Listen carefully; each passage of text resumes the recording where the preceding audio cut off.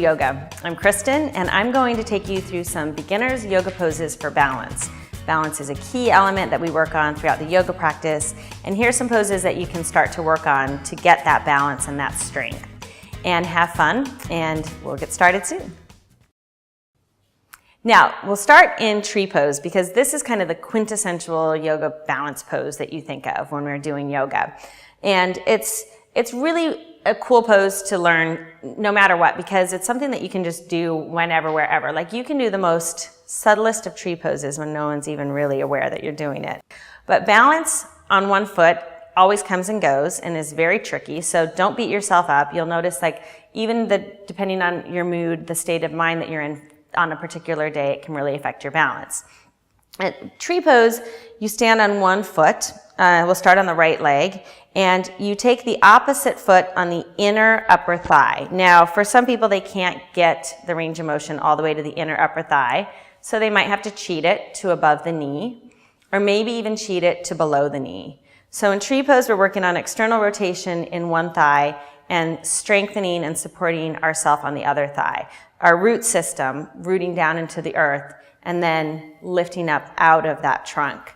So you'll find your tree pose by pressing one foot on the opposite inner thigh and bringing your hands together in prayer. Tree is definitely a yoga posture that you can think of to work on for balance.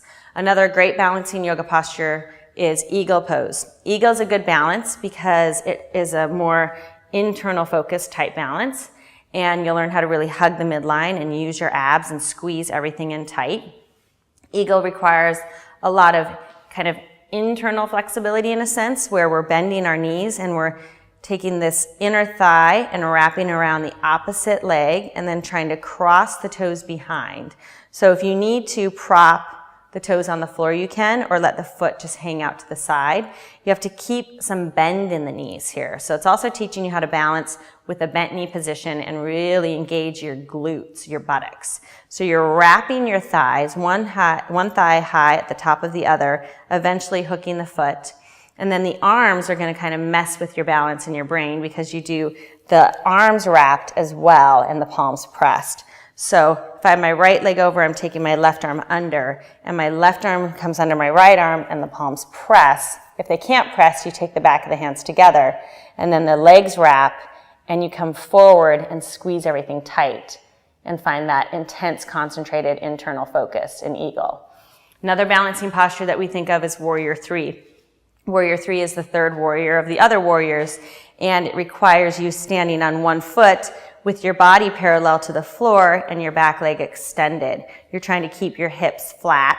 Like you could balance a teacup here and extend through this back leg and stretch the arms straight back. It's like a standing stick balance. Abs really have to be engaged.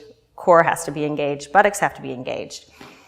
Somewhat of a variation of warrior three in the standing triangle is half moon pose. A really great balance as well. Instead of the forward facing with the leg up, you're side facing. So I often recommend a block for half moon.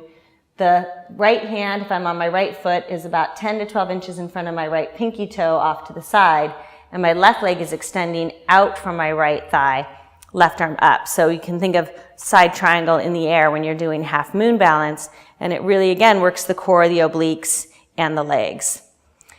Another pose in that side plane is side plank. So now that you've learned to balance on your feet, we need to learn how to balance on our hands because yoga also requires a lot of arm balancing. So you might not think of plank as much of an arm balance, but even a plank, here you are balancing your body on your hands.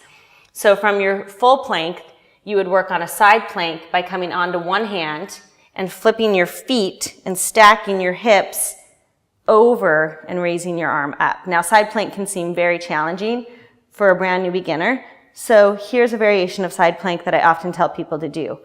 Dropping the knee to the floor, pressing the outer left foot, raising the left arm up, and then you can still feel what it's like to work the obliques, to work the core, and to ground that outer foot into the floor. So eventually you can sneak it up and bring yourself into the full side plank. So that's your side plank, and now you've gotten into some key yoga poses that you can learn for balance, from balancing on your feet to balancing on your hands.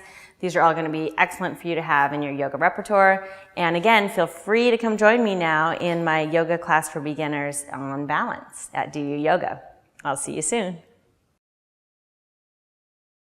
Hey there, it's Kristen, and I really hope you enjoyed this class. Now, don't forget, you can get the entire Yoga for Beginners starter kit for free. That's 28 free yoga classes designed specifically for the beginner. This course is perfect for you if you've never done yoga before, or if you've tried yoga a few times and you're really ready to get started. So head on over to doyouyoga.com/beginners and join me and thousands of others for this course. I can't wait to see you on your mat.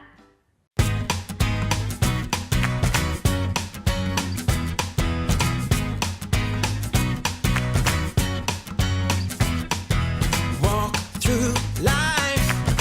Every day is a new beginning. Shine your light. It's a day and the world is waiting. Move along to the song, singing in your soul. Feel the beat, clap your hands, let it